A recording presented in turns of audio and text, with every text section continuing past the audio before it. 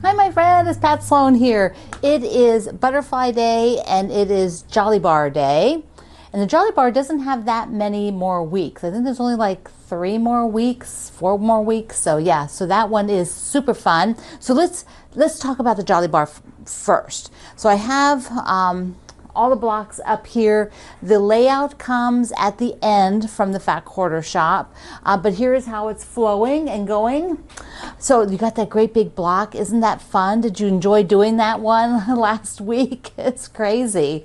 And so this is a booklet working from. It is a book from the Fat Quarter Shop on using Jolly Bars, or you could use layer cakes or any 5 by 10 inch piece of fabric. And this week our blocks, they also have, here are the blocks for this week. It is week 6 Illumination and the Zinnia block. And so they have this guide that you can get off of their website so that you can know how many pieces to cut just for one block for the sampler. Now they did each of these, show you in the book. Of course, it's a full quilt because each block is a full quilt. They have sashing with the illumination. That's kind of a neat block. It looks a little bit like a lantern. And here is mine. This would be cool on point. Look at that. Look. I could see doing a quilt on point. So on point, these would be like, you know, all hanging. They would look like a lantern. Super cool. So that's illumination. And then the Zinnia block, oops, here it is. The Zinnia block, they have them with no sashing between them. So they're just side by side like this. And mine, ta-da, here it is. Now these go over on the side here. So this is building out over on this section. And they're looking super cute. And I've got that aqua background. Here we go. So it's really good. And next week, I think, we need to start talking about if you want to do the bonus border that I gave you, which has the diamonds, which are all the cutoffs from all these half square triangles. So we'll talk about that, I think, next week, because I had a bit more stuff for today. Okay, so I want to, before we go do the butterfly, let me just talk about a few other things. One was that Greg and I had a fun few days. Recently, we went down to Harrisonburg, and then the other day we decided that we really should. It's been a very mild February, and we thought it would be perfect to go out to Skyline Drive, which is a national park, and pick up Greg's New Year Lifetime National Park card. We thought we'd just go out there in person rather than doing it online. Skyline Drive is a little over an hour away from where we live, so it's very, very close. It doesn't take long at all to get out there. But the thing is, it's generally very busy. It's a national park. All national parks tend to be quite busy. If you're near more urban areas like we are, there's a lot of people here, and so it's easy to get to this big, beautiful, amazing park in an hour. But because it's February and generally not the peak of anything in outdoors, so at least maybe not skiing, maybe that is peak. But anyway, we went and had a lot of fun just driving one segment of it and then back, picking up his pass and then getting out at all of the overlooks. And because the trees are down, you can see really sort of the structure of the park, and then reading a lot of the signage, because it has actually been quite a few years since we have been up here. And the fun thing that we did is that Greg, there's one tunnel. The section we were in had one tunnel, which was actually the history of that tunnel was quite interesting because it was granite, and when the Civil Conservation Corps was building this, that granite tunnel was really difficult. It took a lot, like 3 months or something, to blow out that tunnel to work on it. So Greg went and stood, here's a picture, stood in the middle of the tunnel, and I stood in the middle of the road, which I tell you, you cannot normally do when it is busy up there. It was very few cars, or practically none, so we were very lucky. We could take this really fun picture. Okay, the other thing I have is pillow day for today, and I would like to see some green pillows because I am going to take my Harrisonburg block. This is the one I was demoing with the other day. I am going to make this into a pillow. So I think I'll do a little border around it. Maybe take that light green again and then use that also. This is my Promise No, this is my, I'm sorry, this is my sleepover fabric.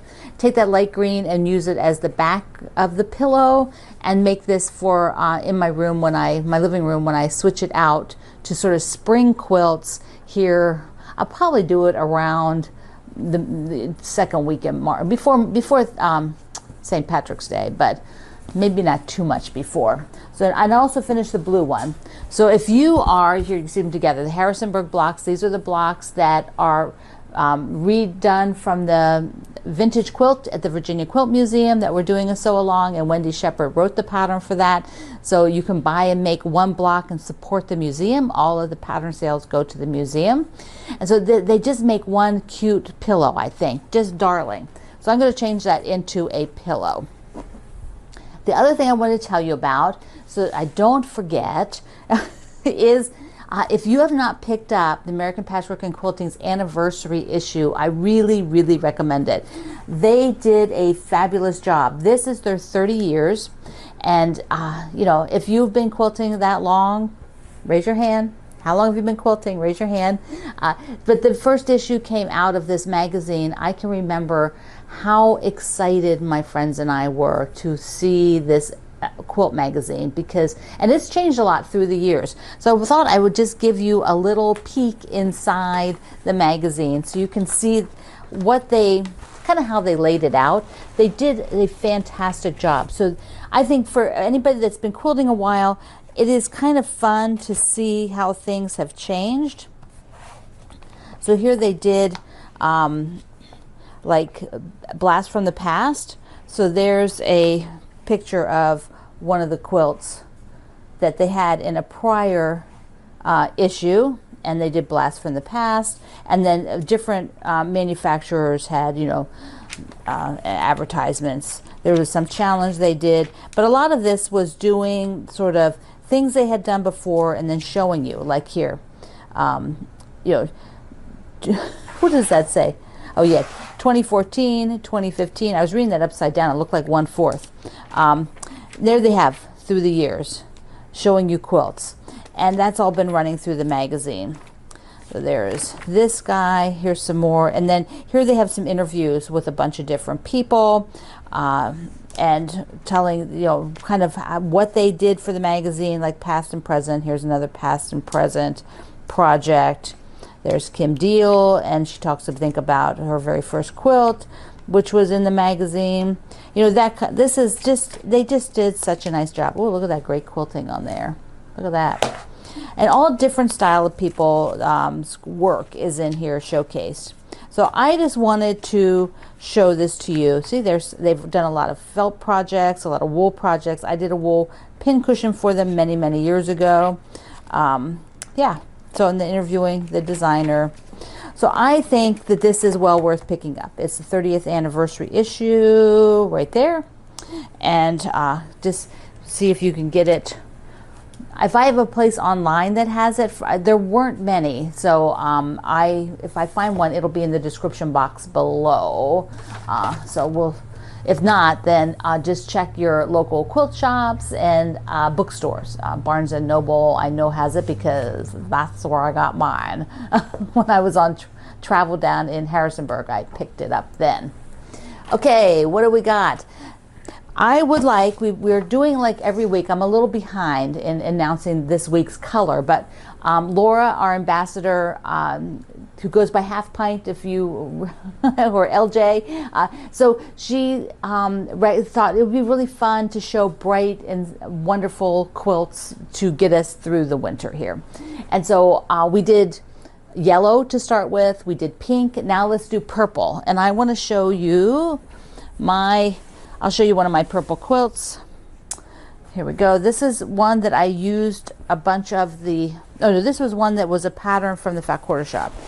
So I've done several purple quilts, but here is one that was with the jelly rolls from their website. And I'll link you below to the pattern. So this is a really good one. It's called, I forget what it's called, Railroad or something. And then I backed it with my purple Harmony fabric.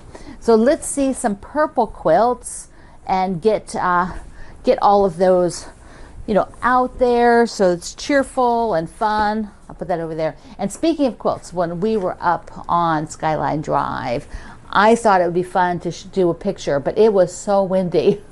It was so windy. So here are three pictures of Greg took for me with the spool quilt. So yeah, it was a little bit it was a little bit too windy, but it was fun. It was fun to try. All right, let's go over and talk about the butterfly quilt, because we are on half square triangles now officially. Even though I talked about it the other day, we're going to just be sure we are on the same page for that. So let's go check it out. This is the book, the butterfly book for just this quilt. That's all that's in here. And we are using our guide in the back, the butterfly. Whoops, upside down. There we go. So we're doing half square triangles. And I did not do a thing, but I did have that special bonus video on this, which is, you know, telling you about how I separate the fabric. So let me remind you of what I did.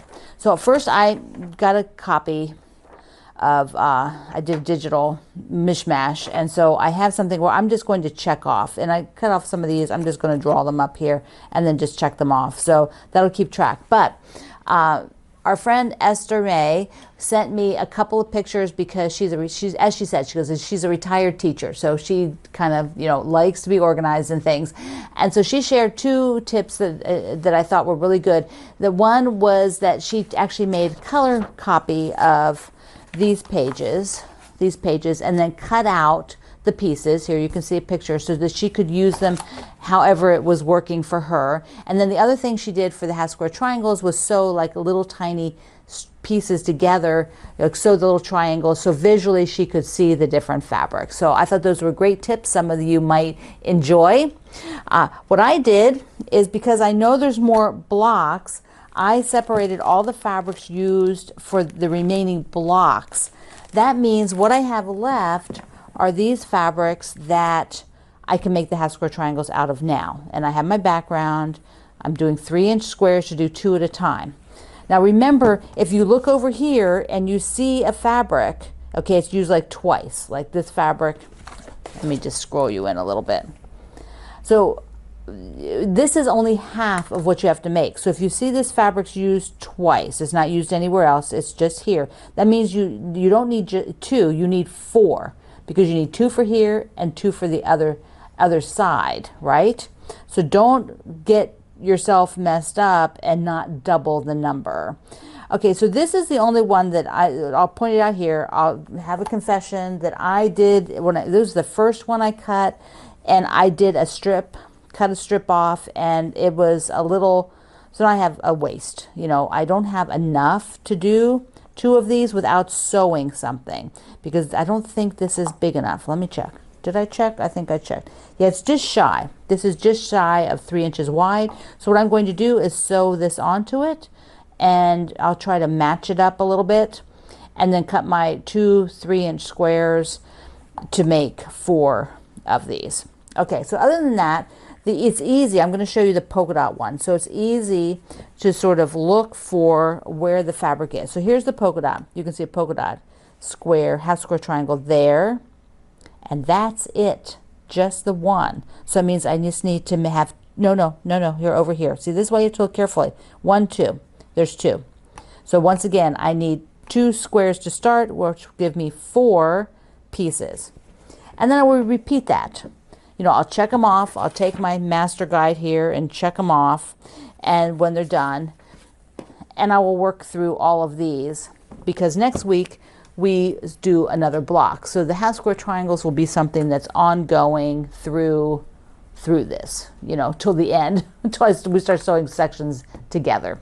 Okay, let's go back to the other side. And the fun thing from the butterfly quilt is that sometime in, I don't know, November maybe, the Fat Quarter Shop wrote to me and a handful of other designers and said they wanted to do a 2023 goal from us if we would like to participate. And the goal, though, would be something that we've wanted to try, that we or do or experience in quilt making that we maybe haven't done before.